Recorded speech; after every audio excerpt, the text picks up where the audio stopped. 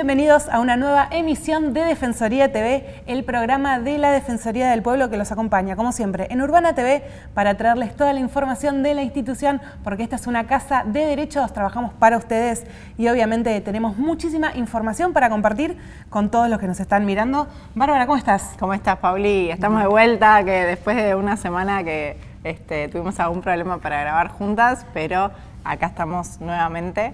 Y bueno, con toda la información de la Defensoría. Como ustedes saben, la Defensoría es un organismo de derechos humanos, de defensa, promoción de los derechos humanos. Así que si tenés alguna consulta, si tenés alguna inquietud, alguna duda, si existe una vulneración de derechos, te podés acercar a la Defensoría y podés mirarnos en este programa para que te contemos todas las actividades de promoción de derechos. Exactamente lo mismo podés hacer con nuestras redes sociales. Estamos en Facebook, en Twitter, en Instagram y en YouTube. Y como decimos siempre, esos medios también son válidos para que nos acerques tu consulta, tu denuncia o tu reclamo. Lo puedes hacer por esas vías, por mensaje directo, nos puedes mandar una foto, nos pueden mandar un video. Nosotros recibimos todos los mensajes y los derivamos al área que corresponda. Y en el programa de hoy vamos a andar tocando varios temas, muchos mencionados también con el tema de vivienda. Así es, bueno, que estuvimos esta semana con todo el tema de las mudanzas que se vienen dando en el barrio 31, en el Bajo Autopista, así que venimos acompañando a los vecinos, vamos a estar contándoles sobre eso y también vamos a estar con Malena Hondo hablando sobre alquileres en las villas. Exactamente, y nuestra compañera Ana Clara Barbosa va a seguir trayéndoles a todos los coordinadores para que ustedes también conozcan las áreas de la Defensoría, conozcan a quienes están a cargo de los distintos temas y también van a tener toda esa información, más la editorial del Defensor, por supuesto, las palabras de Bárbara. Y si te parece, vamos con las noticias de la semana. Esto es lo que hizo la Defensoría. Conversatorio Internacional Cambio Climático y Medio Ambiente, organizado por el Consejo de Derechos Humanos de la Defensoría en conjunto con la Oficina Regional del Alto Comisionado de Naciones Unidas. El encuentro giró en torno a los aspectos ambientales de la Agenda 2030 bajo una perspectiva de derechos humanos. Para el Defensor del Pueblo, este pilar estratégico, que es el pilar ambiental, es un tema de agenda permanente de la casa y desde ahí son todas las acciones que venimos desarrollando, tanto en materia de cambio climático como de ambiente, permitirnos reflexionar sobre aquellas acciones y aquellas transformaciones urgentes que tenemos que hacer para poder frenar esta realidad que es una realidad con la que convivimos hoy, se puede hacer una realidad y desde ahí nuestro pequeño y humilde aporte. Nuevo relevamiento con la aplicación Monitor de Servicios Públicos en Villas. La Coordinación Operativa de Villas de la Defensoría y el Centro de Estudios de la Ciudad de la Facultad de Ciencias Sociales de la Universidad de Buenos Aires efectuaron el tercer relevamiento de este año en el barrio Fátima. La aplicación se descarga en los teléfonos celulares y de una manera expeditiva permite tener un panorama real de las condiciones en las que se encuentran los servicios urbanos en las villas. Jornada sobre las personas mayores y el uso de la tecnología. Debido al incremento de las expectativas de vida y la disminución de las tasas de natalidad en muchas partes del mundo, la correlación de personas mayores con respecto a los jóvenes se ha incrementado. Por este motivo, la Asamblea General de las Naciones Unidas designó el 1 de octubre Día Internacional de las Personas de Edad. Estamos hoy acá en la Universidad Tecnológica, en la Regional Buenos Aires, para hacer una actividad conjuntamente con el Centro de Protección de Datos Personales por el Día Internacional de las Personas Mayores. Y vamos a trabajar un poco sobre lo que es el derecho a la imagen en el entorno virtual. También vamos a conversar a partir de lo que son los prejuicios que las personas mayores tienen en relación al uso de la tecnología. Primera jornada de historias desobedientes. El colectivo Historias Desobedientes, familiares de genocidas por la memoria, la verdad y la justicia, la Defensoría del Pueblo y el Ministerio Público de la Defensa de la Ciudad Autónoma de Buenos Aires organizaron la primera jornada de reflexión para continuar analizando cuáles son los procesos de formación y socialización de quienes integran las Fuerzas Armadas y de Seguridad en relación a la historia reciente, la memoria y los derechos humanos. El debate se organizó en 2 paneles donde los especialistas en materia de seguridad y derechos humanos analizaron el escenario actual y la necesidad de una mayor democratización y profesionalización de los efectivos de las fuerzas.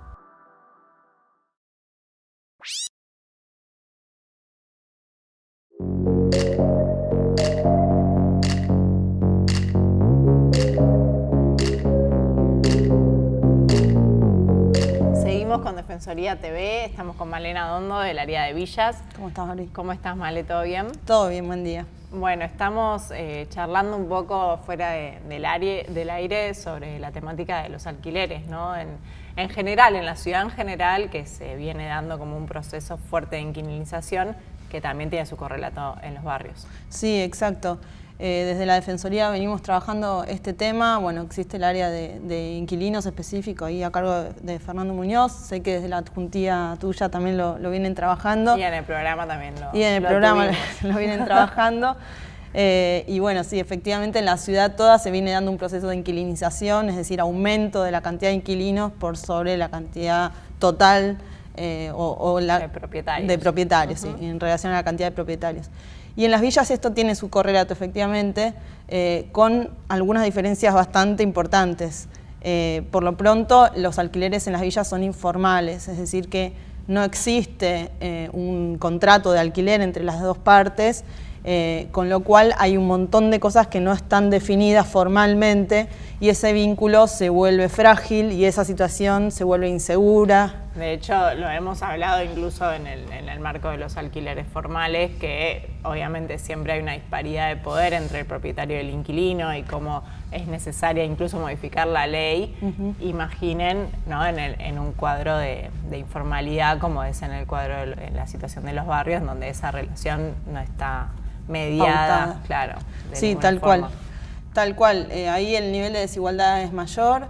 Pero además, si en un contrato de alquileres está pautado el monto del alquiler, el tiempo que durará ese alquiler, las condiciones en las que se recibe la vivienda, el uso que se va a dar a ese inmueble, si va a ser para vivienda, si va a ser para comercio, si va a ser para, por ejemplo, producción de algo o para uso como un comedor. Inclusive qué le corresponde a cada uno hacer si es que hay algún inconveniente. Claro. ¿Quién tiene la responsabilidad? Exacto, cómo se rescinde ese contrato, cómo se termina ese vínculo si es que alguna de las partes tiene necesidad. Todo eso no está establecido en el caso de los alquileres en las villas, lo cual da una situación de fragilidad y de inseguridad y, por supuesto, además se presta a que ante el primer conflicto pese la ley del más fuerte. Claro. Y, por ejemplo, tengamos en ese caso muchas expulsiones de inquilinos a los que les avisan con escaso tiempo que se tienen que ir o les aumentan rotundamente el monto de los alquileres, inclusive en este tiempo estamos viendo que se dolarizan algunos alquileres, o les cortan los servicios de modo que se tengan que ir, les cambian la cerradura, o sea, se producen desalojos de esa forma y al no existir una norma, una ley, una protección por parte del Estado que digamos, medie en esa situación. Reglas claras. Exacto. Obviamente el que pierde en este caso siempre es el más débil, que en general no llega a la Defensoría una vez que ya se produjo este inconveniente. Claro, es que yo pensaba, ¿no?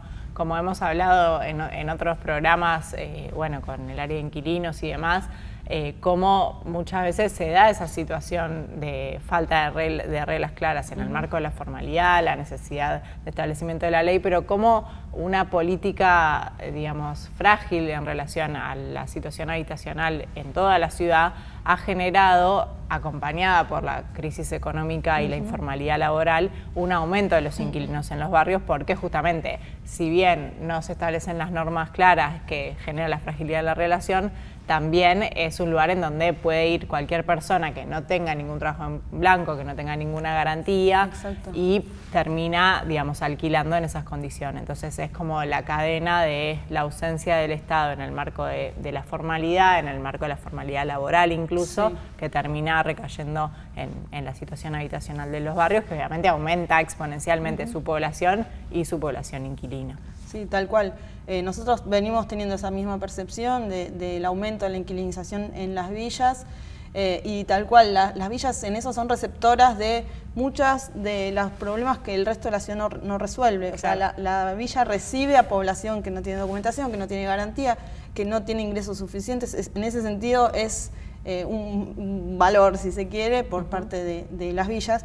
Y sí, no contamos con información precisa, actualizada, sobre la cantidad de inquilinos que hoy hay en las villas de la ciudad, Porque bueno, el censo 2010 quedó un poquito viejo, esperamos el censo 2020, pero más allá de eso sí existen algunos censos que hizo el gobierno de la ciudad a través del Instituto de la Vivienda de la Ciudad o a través de Estadística y Censo y la CISU en el caso de la 31, y ahí pudimos ver en estos días, finalmente logramos tener como información que pudimos ver agregada, y vemos que hay cerca de 30.000 inquilinos solamente en 5 de los barrios de la ciudad que han sido censados, que no son necesariamente los mayores, pues estamos hablando de la 31, la 1114, el Playón de Chacarita, Rodrigo Bueno y Villa 20 en Lugano, en donde en la mayoría de los casos un cuarto de la población son inquilinos, según estos censos. Y en el caso de la 1114, el 40% de la población es inquilina, con además un reconocimiento por parte de quienes hicieron el censo de que existe un subregistro, porque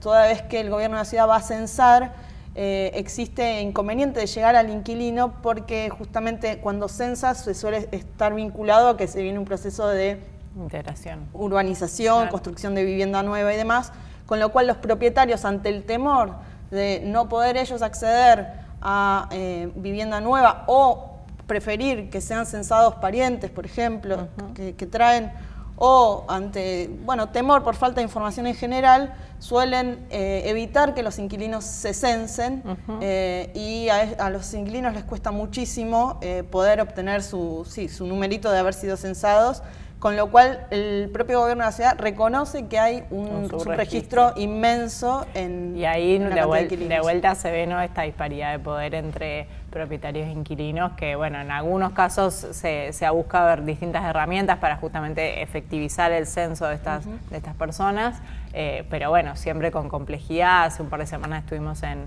el Playón de Chacarita justamente con vecinos inquilinos que tenían distintas dudas o falta de información por a veces no poder participar de los espacios de información por una bajada de los propietarios.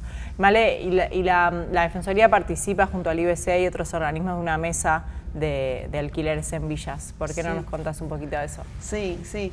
En realidad voy un poquito para atrás. Nosotros en 2015, en particular en el Bajo Flores, habíamos impulsado en el marco de una mesa de trabajadores sociales trabajar este tema porque veíamos que era un tema preocupante, de expulsiones, todo esto que veníamos conversando. En esa instancia lo que buscamos fue generar algún instrumento, tratar de validar entre los delegados, entre los vecinos, con el apoyo de la Iglesia Católica en su momento, de los organismos que funcionaban ahí, de un contrato de alquiler que adaptado, por supuesto, que sirviera como instrumento para ir instalándolo en el barrio y tender gradualmente hacia la formalidad. La verdad que nos costó que eso se instalara, pero fue una primera experiencia interesante. Después, en 2016, vinieron los procesos de integración sociourbana que impulsa el gobierno de la ciudad, y ahí estalló el tema de las expulsiones de los propietarios a los inquilinos, y vemos cómo los inquilinos se van mudando en los barrios, expulsados muchas veces, o porque les cambian las condiciones, o incluso se han ido a otros barrios que no están en procesos de urbanización, y que aumenta el alquiler en los barrios en proceso de urbanización, lo cual es terrible. Todo esto, además, mezclado con que el gobierno de la ciudad ha iniciado la construcción de viviendas nuevas y ha empezado a relocalizar familias, y ahí también se juega el tema de si sos propietario o sos inquilino, con un montón de dificultades de gestión. Entonces el propio IBC convocó hace un par de semanas una mesa en la que nos invitó, por supuesto, como Defensoría, y estamos participando del área de vivienda, de la adjuntía de Bárbara Bonel, y nosotros desde Villas, y estamos trabajando un poco en la caracterización de todos estos problemas y buscando herramientas para soluciones, La verdad que sentimos un poco la frustración porque estamos llegando tarde. Nosotros vemos en los barrios, incluso en los que no está interviniendo el gobierno de la ciudad, que hay población que está llegando de barrios expulsada en los barrios en los que sí interviene el gobierno de la ciudad. Claro.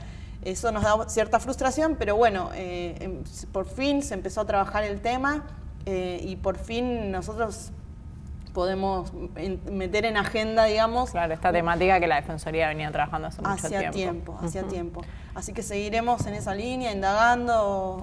Es importante a veces remarcar esto, ¿no? Porque lo que decíamos antes, la gente que termina yendo a alquilar en las villas tal vez paga un alquiler que es similar en el valor, ¿no? Obviamente, que el resto de la ciudad, y es la situación de vulneración total, fruto de que ya tiene una vulneración en sus condiciones de trabajo, en el acceso, bueno, al dinero, el ingreso, servicios, exacto, y termina yendo a la villa y viendo una vulneración aún mayor por esta disparidad y esa informalidad que se genera. Con lo cual, en los procesos, en aquellos barrios que están en proceso de integración social urbana es muy importante trabajar esto, pero como decíamos antes, también trabajarlo en los otros barrios para justamente abordar la problemática integralmente, porque si no, se empieza a trabajar en los barrios en los que se está llevando adelante la urbanización, que obviamente es valioso, es importante y demás,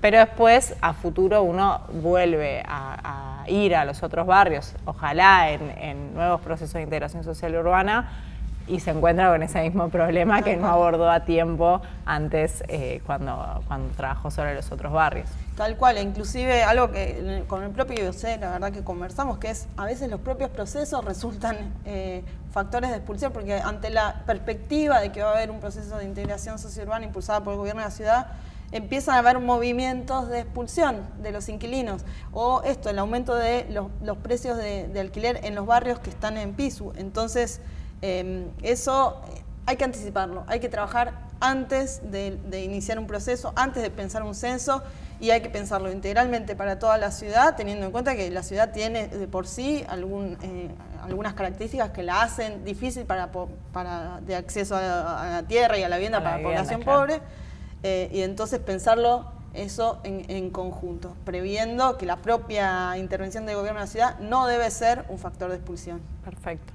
Bueno, Male, muchísimas gracias por la charla, por la información. Y bueno, es un tema muy importante, así que seguramente a medida que vaya avanzando, ¿ya tuvieron 3 encuentros, me dijiste? Tuvimos 3 y se está instalando que la mesa tiene que continuar bastante más por el propio peso del tema. Perfecto, así que bueno, seguramente más adelante nos volvamos a encontrar con más novedades sobre este tema. Así que bueno, seguimos con más Defensoría TV.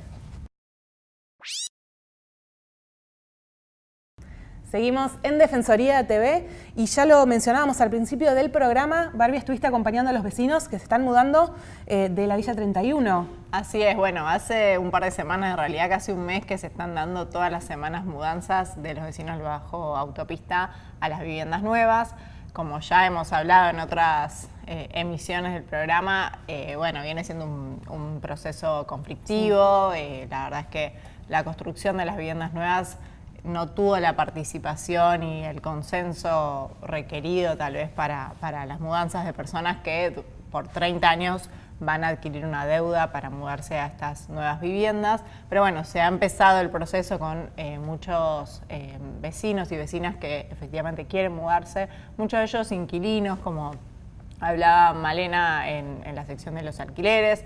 Pensemos que bueno, las personas que alquilan en estos barrios lo hacen en una situación de informalidad total, y bueno, pasar a vivir una vivienda nueva y pagar una cuota que puede ser incluso asemejable o incluso menor, como nos contaba un vecino esta semana, para adquirir su vivienda definitiva, obviamente es una buena acción, o sea, una buena decisión para ellos. Así que estuvimos con los vecinos, la verdad es que venimos trabajando mucho en la Secretaría para justamente estar alineados en estos procesos, un momento muy particular, el de la mudanza, el de dejar una vivienda que tal vez estuvo durante mucho tiempo para ir a vivir a una vivienda nueva. Acompañamos a los vecinos para ver efectivamente que tengan toda la información necesaria, que sepan qué significa todo lo que está en la escritura que ellos firman, que sepan cómo es efectivamente el plan de pagos al que se están comprometiendo. Bien, sí.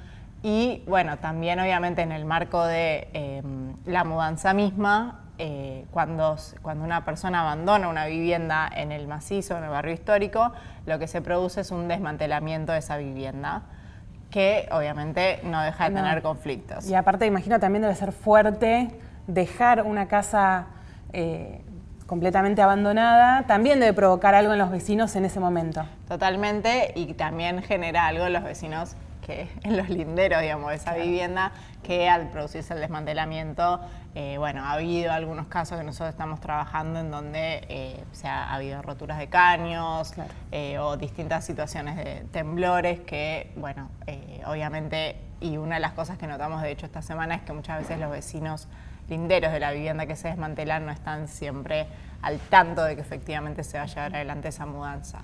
Así que, bueno, estamos acompañando para brindar certidumbre a los vecinos, decirles a quienes estén próximos a mudarse o tengan intención de mudarse que saben que la Defensoría está en el barrio, está en el galpón, que pueden comunicarse con cualquiera de los medios de comunicación que tenemos la Defensoría para sacarse cualquier duda, que no firmen escrituras si no tienen certezas en relación a todo lo que está allí redactado. Sí, y también importante destacar eso para los vecinos. Totalmente, y también del plan de pagos, Pauli, porque, bueno, obviamente es complejo como para cualquier persona ver un plan de pagos, la tasa, la deuda a 30 años, entonces es muy importante que lo hagan de manera informada para que se resguarden todos sus derechos. Acá lo importante es que los vecinos sepan que en la Defensoría tienen quien los acompañe en todo este proceso. No es solo haber conseguido el tema de las viviendas o la integración social y urbana del barrio, sino que durante todo el proceso la Defensoría los va a estar acompañando. Así es, y se viene, la verdad es que haciendo un balance de estos meses, bueno, se avanzó en el reglamento del Consejo de Gestión Participativa, lo que también en otros programas hemos planteado en relación a cómo viene funcionando, se viene trabajando en el tema de elecciones, así que bueno, estamos ahí, y si llegasen a tener cualquier duda, cualquier denuncia o cualquier pregunta que les parezca relevante llevar adelante, pueden acercarse a la Defensoría y nosotros los estaremos acompañando. Eso es fundamental, que sepan, aparte, como ya dijiste, Bárbara, que en la 31 tenemos sede, tenemos nuestros compañeros que están ahí trabajando también para los vecinos, y que bueno, que este proceso también continúa, así que vamos a seguir acompañando a todos los que estén en estos procesos de mudanza también. Así es. Bueno, seguimos, hay mucho más todavía acá en Defensoría TV.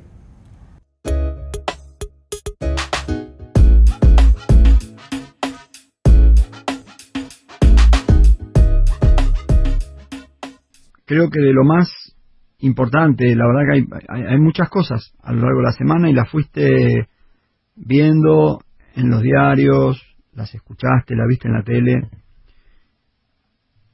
Me parece que el dato más duro es el del INDEC. El INDEC marca que el índice de pobreza llegó al 35,4%. Pero, como me dijo un amigo, lo importante no es decir el índice, sino de cuántas personas se trata. Estamos hablando de 15.900.000 personas en situación de pobreza, es decir, personas que ganan por debajo de los 30.400 pesos por mes. La indigencia llegó al 7,7%, también en personas, 3.400.000 personas en indigencia. Son indigentes quienes tienen un ingreso mensual inferior a 12.250 pesos.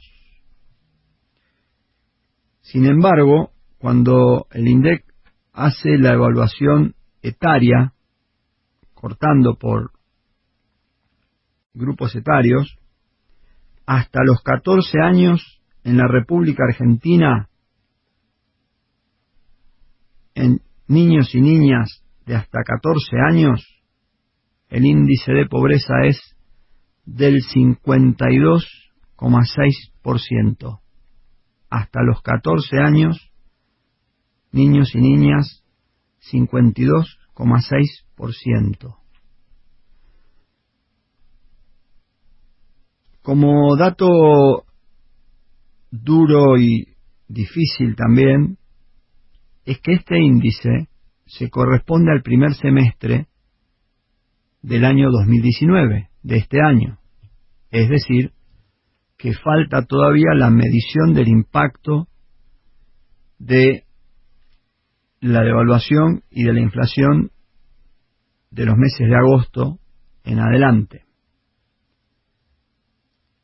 No me gusta nunca anticiparme, pero indudablemente que el número del segundo semestre del 2019 no tiene ningún indicio de que vaya a ser inferior al que ya se dio en el primer semestre. Es decir, no va a ser inferior a 15.900.000 personas por debajo de la línea de pobreza.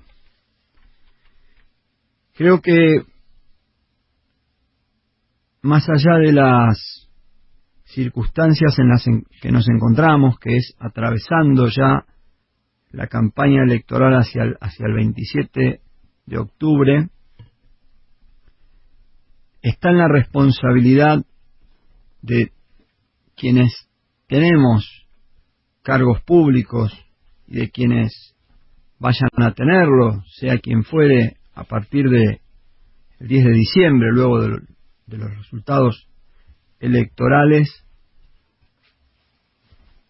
entrar con medidas definitivas para resolver el problema de la pobreza en la Argentina.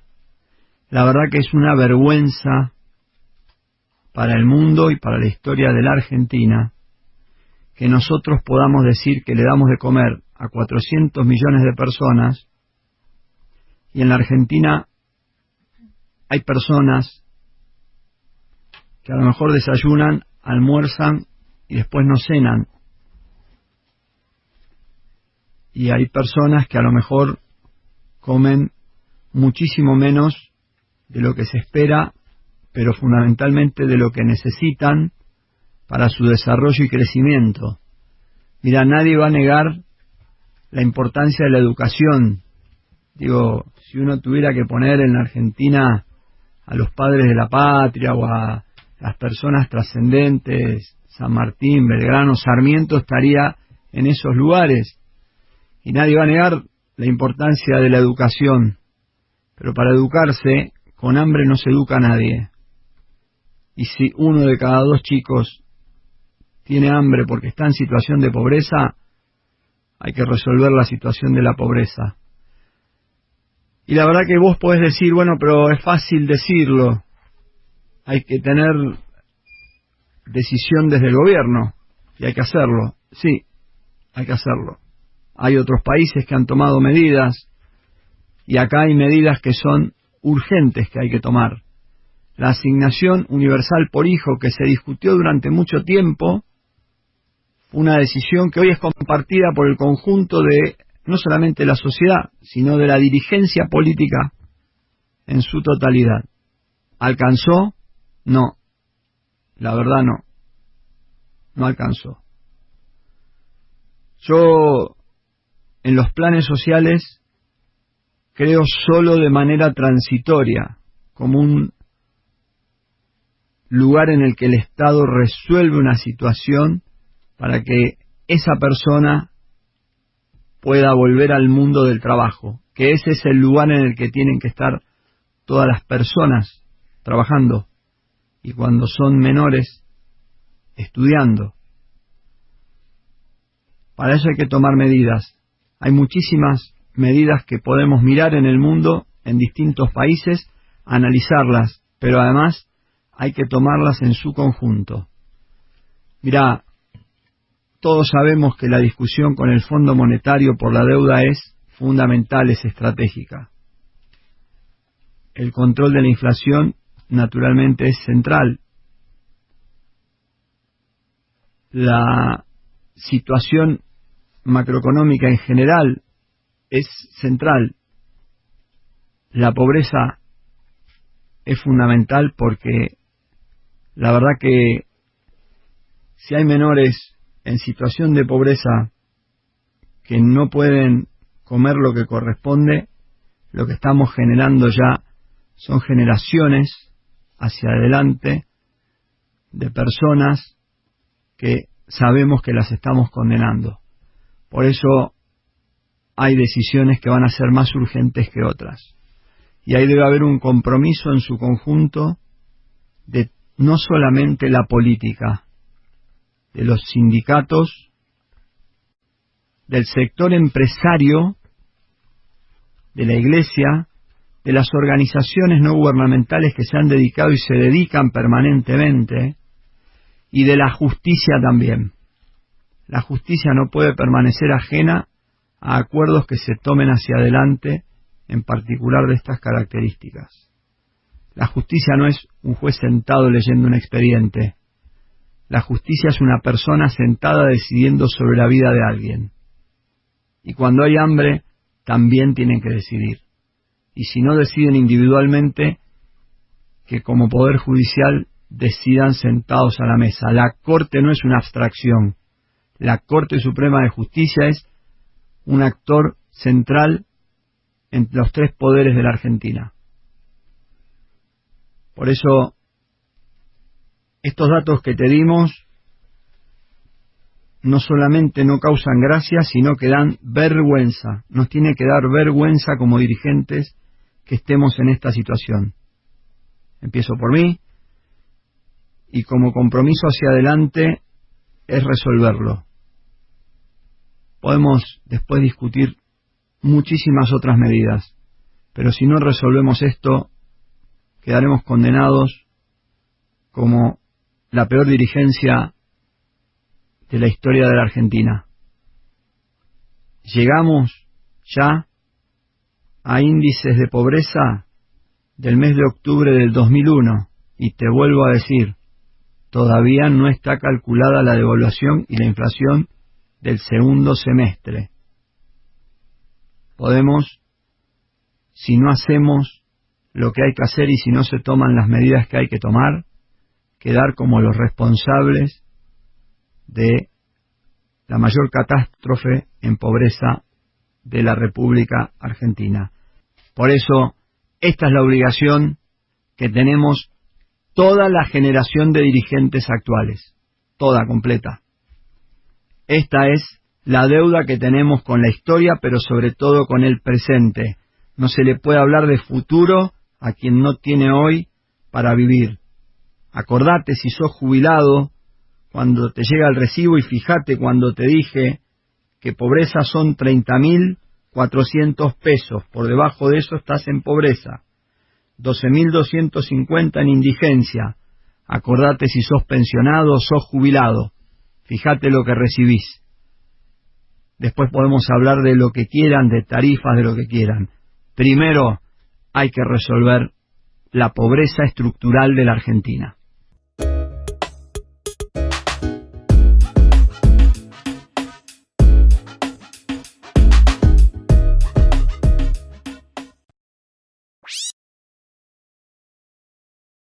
La Defensoría del Pueblo de la Ciudad de Buenos Aires es un organismo independiente del resto de los poderes. Tutela la defensa de tus derechos como individuo o comunidad y garantiza y promueve que se respeten tus derechos. Te protege de las fallas del Estado local, las fallas de sus funcionarios, las fallas de las empresas públicas y privadas que prestan servicios públicos y las arbitrariedades de las fuerzas de seguridad. No importa si sos mayor o menor de edad, cualquiera puede presentar un reclamo. Podés ir a nuestra sede central en Montserrat y también estamos en Colegiales, Flores, Parque Patricios, Constitución, Retiro, Villa 1-11-14 y Villa 21-24, si te discriminan. Si te liquidan mal los impuestos o te sobrefacturan. Si te limitan el acceso a medicamentos o a tratamientos médicos. Si una fuerza policial te detiene o requisa injustamente. Si ves que los espacios verdes están deteriorados. O si en definitiva el Estado o los privados no respetan tus derechos, tenés quien te defienda. Defensoría del Pueblo de la Ciudad Autónoma de Buenos Aires.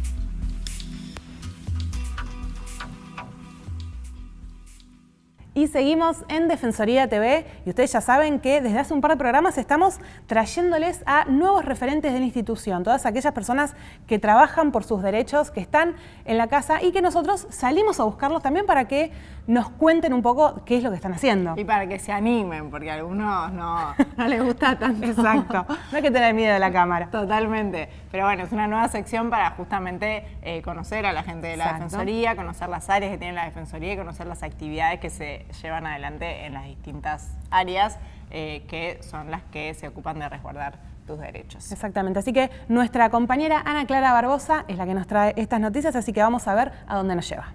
Vamos a ir a encontrarnos con Juan Pedro Gallardo, de la Coordinación Operativa de Promoción Humana, Salud Mental y Adicciones de la Defensoría, que nos va a contar un poco en qué estuvieron trabajando. Vamos.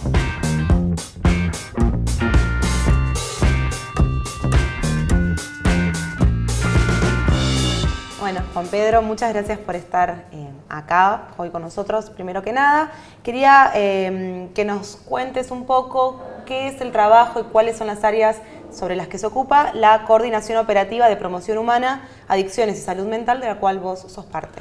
El área a la cual yo pertenezco tiene distintas líneas de trabajo. Trabaja, obviamente, como un poco el nombre lo grafica, trabaja sobre el tema de salud mental, sobre la problemática de adicciones y también sobre el tema de promoción humana.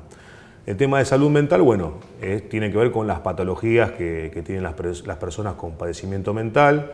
Después está el área de prevención social de las adicciones, que es más ahí donde yo me desempeño, y después está lo que es promoción humana, que tiene que ver con la atención de las situaciones que ocurren dentro de nuestra propia institución y que le suceden a nuestros propios compañeros. Nosotros desarrollamos un trabajo en varias direcciones. Uno de ellos tiene que ver con el trabajo en el propio territorio y fundamentalmente en la zona sur de la ciudad de Buenos Aires, que es donde registramos mayores desigualdades y también un incremento muy manifiesto de la problemática en comparación con otras comunas de la ciudad de Buenos Aires. ¿Y cómo es este trabajo dentro del territorio?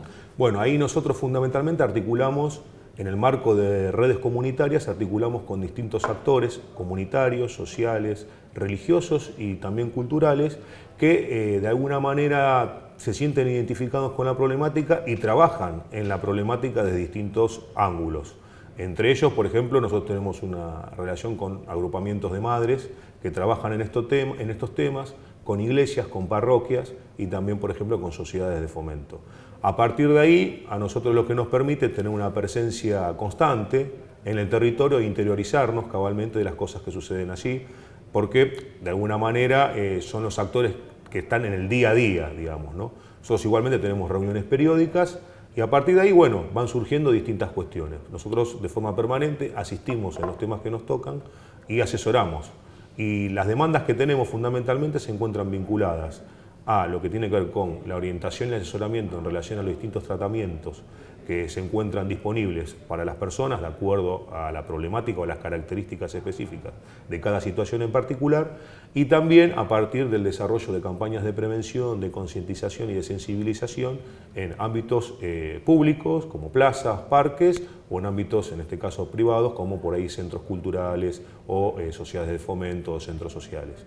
Y ahí fundamentalmente lo que nosotros llevamos son talleres de prevención que trabajan en las causas y en los efectos que tienen las sustancias que se consumen y también, por ejemplo, en un concepto que venimos desarrollando hace un tiempo que tiene que ver con el tema de comunicación responsable, que tiene que ver con el hecho de no estigmatizar ni discriminar a las personas que tienen este tipo de problemas. Tratamos de fomentar una perspectiva de derechos, desde los derechos humanos, tal cual como mandan las misiones y funciones de nuestra institución, y nos desempeñamos en ese sentido.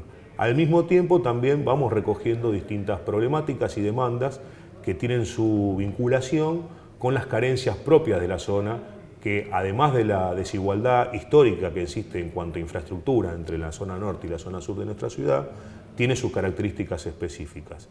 En relación al tema de adicciones y prevención social de las adicciones y la atención de este tipo de situaciones, hay una demanda que viene ya desde hace mucho tiempo y que nosotros venimos acompañando, que tiene que ver con la creación de una unidad de desintoxicación en la zona sur de la ciudad de Buenos Aires.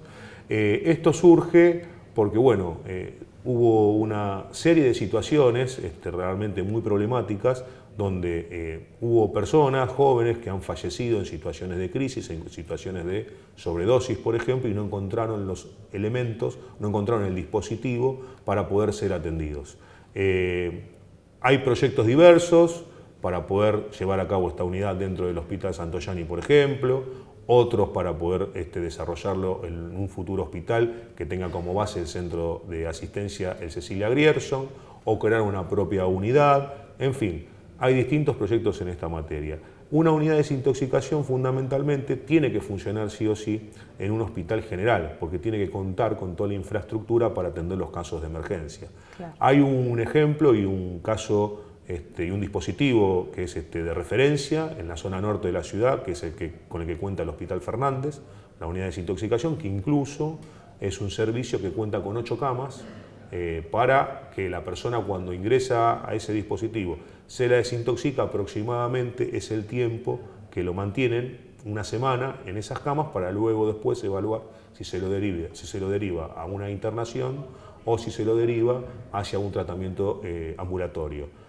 Incluso también hay un servicio de trabajo social, de ayuda social, para facilitar este tipo de cuestiones.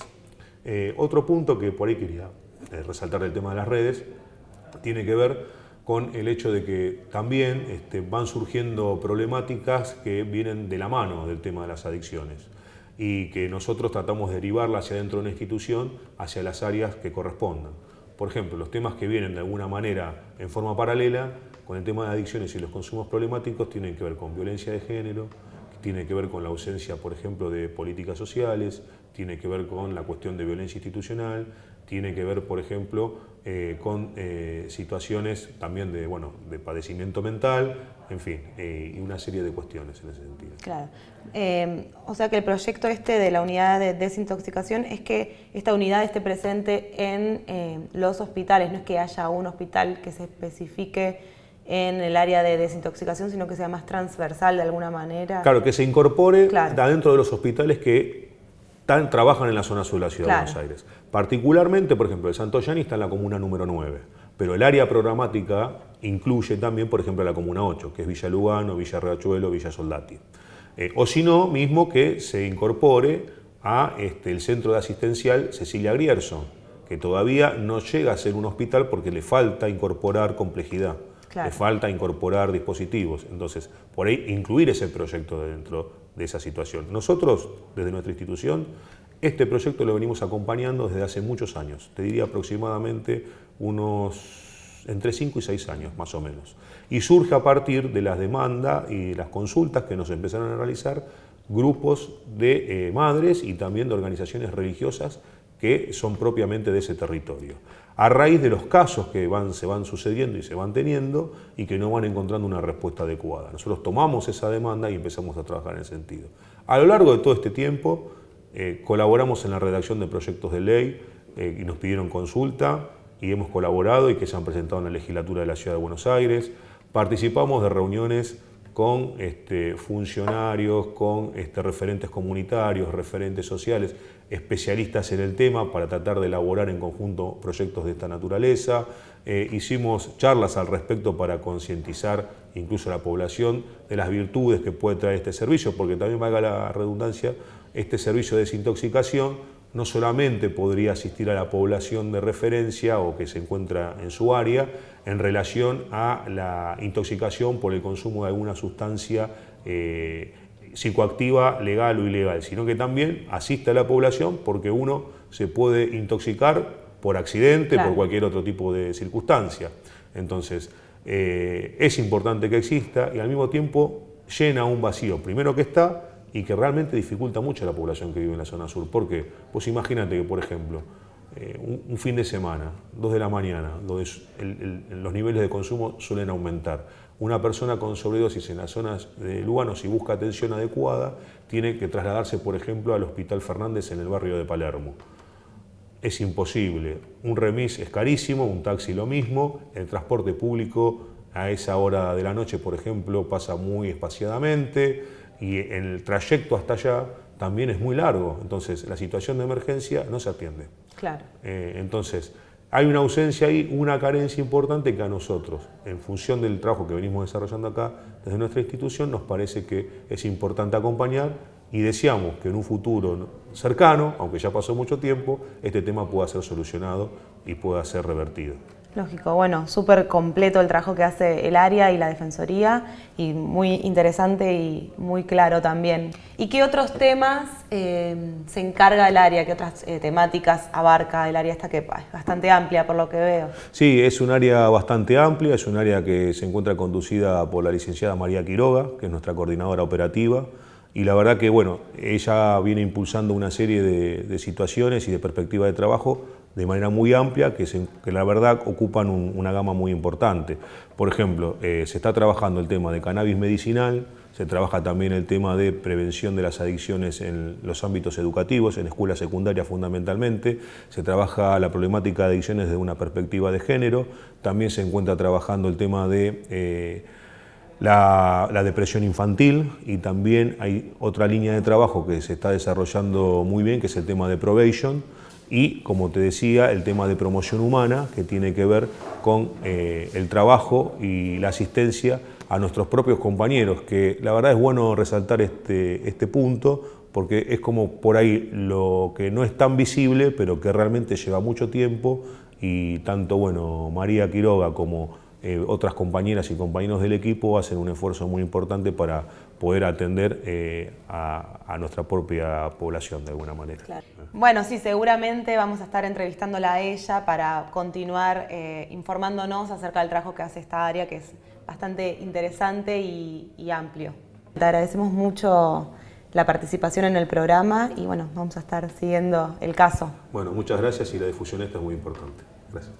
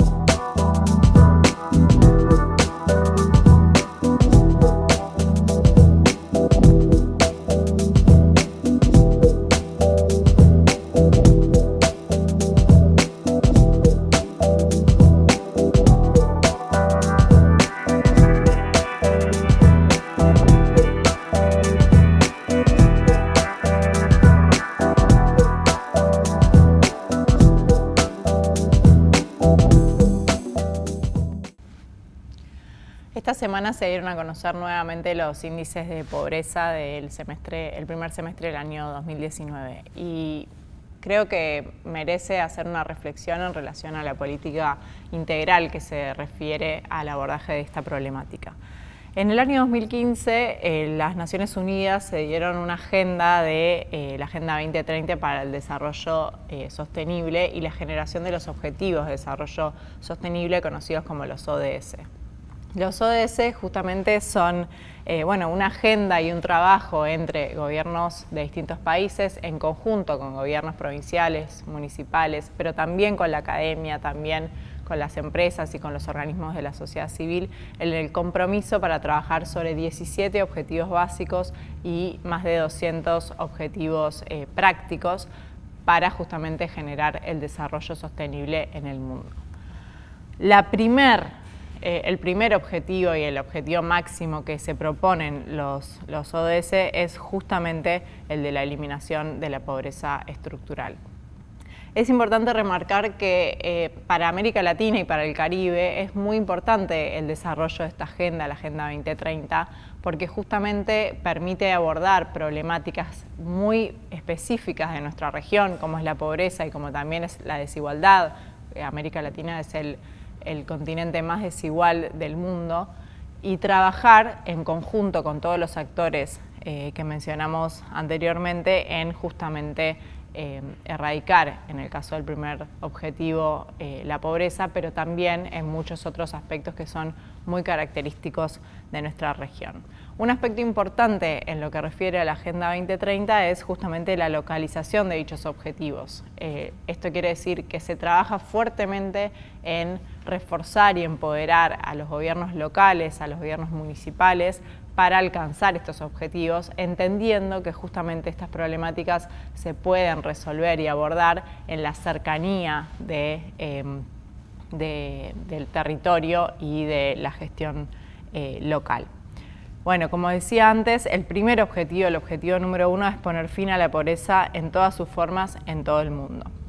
Como hemos abordado en otras editoriales, en otras emisiones del programa, la pobreza no es una dimensión, o sea, no se puede entender solamente desde la dimensión del ingreso. No nos hablamos solamente de pobreza cuando una persona no llega al umbral, en el caso de la Argentina, de la canasta básica para acceder justamente a bienes y servicios básicos establecidos en alimentación y demás.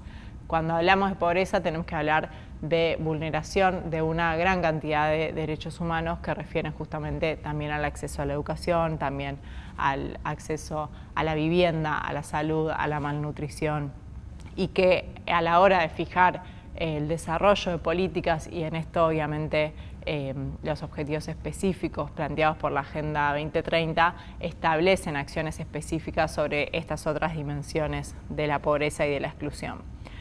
En el mundo hay más de 780 millones de personas viviendo por debajo del umbral de la pobreza y, como siempre señalamos, hay una diferencia entre aquellos que son hombres y que son mujeres. Por cada 100 hombres que se encuentran por debajo de la línea de la pobreza, existen al menos 122 mujeres.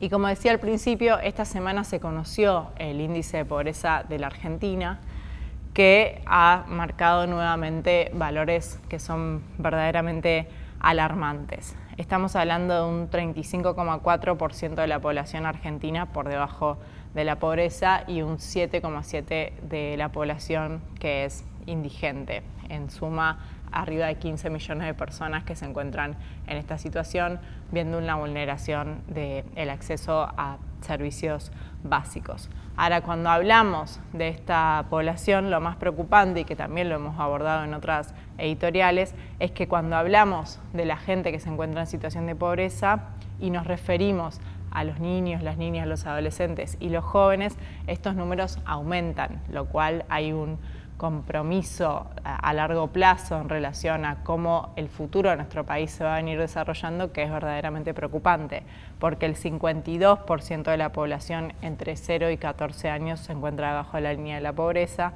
y el 42% de los jóvenes entre 15 y 29 se encuentran en esta situación.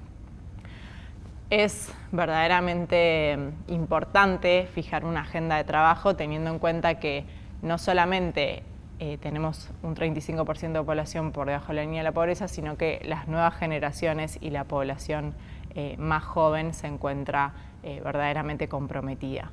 En la ciudad de Buenos Aires, si bien siempre lo decimos, es la jurisdicción más rica del país, obviamente estos números se reducen, la población pobre es del 14,3% y la población indigente es alrededor del 5%, pero como siempre señalamos, lo que ocurre muchas veces en la ciudad de Buenos Aires es una fuerte desigualdad entre el norte y el sur de la ciudad y, como siempre abordamos y lo hemos abordado en este programa, la diferencia entre las personas que viven en la ciudad formal y en la ciudad informal. Un aspecto a señalar es estos números que les conté y que se señalaron en los informes del INDEC de esta semana no tienen en cuenta la última evaluación, la fuerte evaluación que se vivió con posterioridad a las PASO, con lo cual incluso hay quienes, como por ejemplo el Observatorio de la Deuda Social de la UCA, señalan que para fin de año podemos estar hablando de alrededor de un 40% de la población argentina por debajo de la línea de pobreza.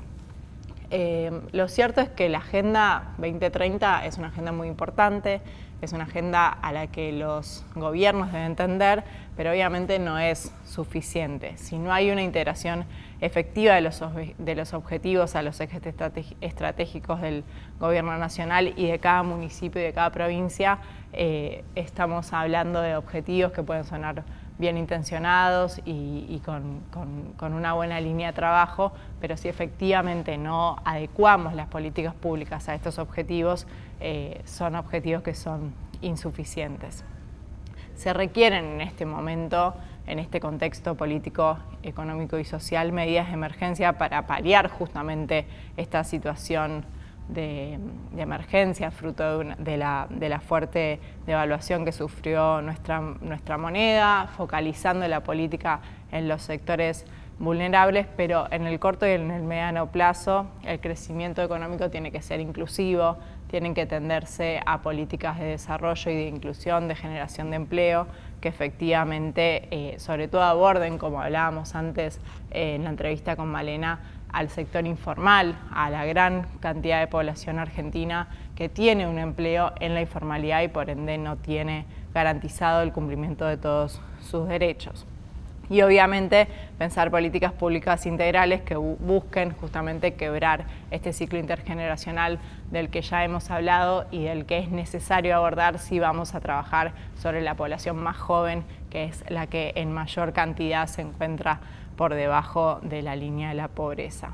Es necesario en este sentido, como ya hemos dicho en otras oportunidades, generar una fuerte inversión en la niñez para justamente que la Argentina pueda tener un futuro que incluya a todos y a todas.